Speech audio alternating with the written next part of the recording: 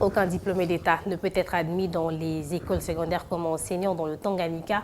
L'annonce a été faite au cours des assises de promotion scolaire ouvertes le lundi dernier par le directeur provincial de l'EPSP Tanganyika 1, une mesure qui prend effet d'ici 4 ans. Un reportage de Pascal Kassongo.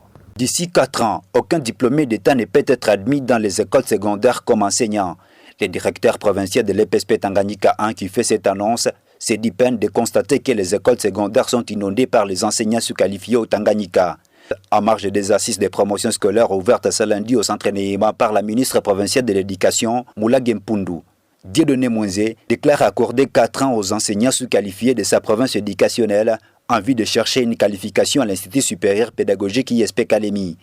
Il y a des préfets, des directeurs des études, diplômés d'État qui continuent à travailler.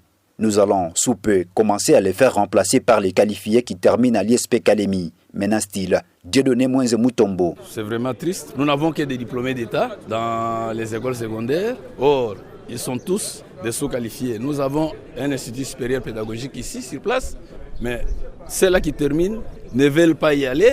Ils sont découragés en disant que nous, quand nous obtiendrons nos diplômes, des graduats ou des licences, nous deviendrons des enseignants. Et voyant ce que les enseignants touchent, et ils se découragent.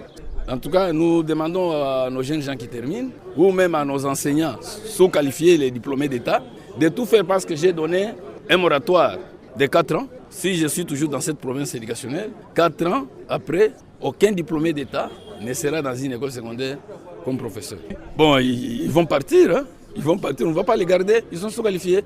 D'ailleurs, d'ici là, nous allons commencer, parce que l'ISP commence à nous donner des qualifiés. Il y a des préfets, des directeurs des études qui continuent à travailler comme diplômés d'État. Nous allons les faire remplacer par les qualifiés.